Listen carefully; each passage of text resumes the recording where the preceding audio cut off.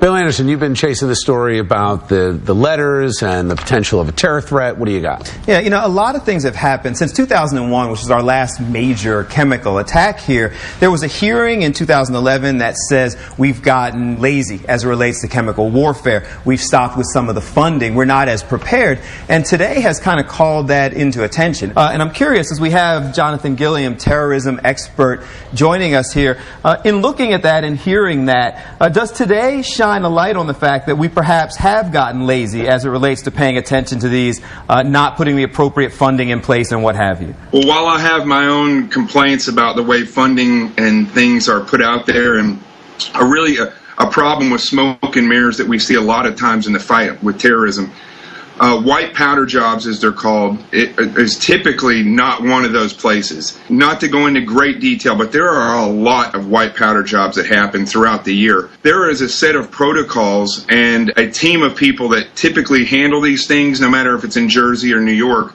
They follow certain standards in the gear that they wear, the way they approach the things, and so it's pretty standardized. Jonathan, what do you make of this latest incident? Is this a portent of things to come? Is this potentially just a prank? And how serious will law enforcement take it?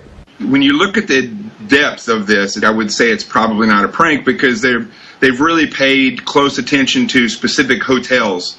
However, like I said before, these happen quite often, and a lot of the time it's emotionally disturbed persons who are focused on, you know, some type of a political theme in their mind, or they just have some kind of an agenda against, whether it be sports or something like that. So I think this is not a prank. I think it's something that is real, but I don't think that, but it's shown that the white powder is not. What's your take on former Mayor Rudy Giuliani? Also got one of these letters.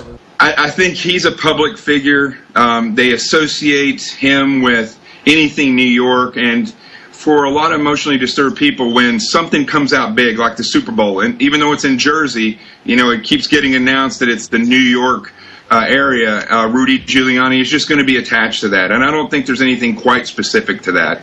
Hank, you've been chasing the mayor in East Rutherford. What's going on there? Yeah, sure. Mayor James Casella said, you know, his officials should be concentrating on other things. Obviously, they got a big weekend ahead. Again, he confirms what we know already, which is the envelopes contain cornstarch. I spoke with Rutherford Chief John Russo, and he said, always expect the worst from certain people.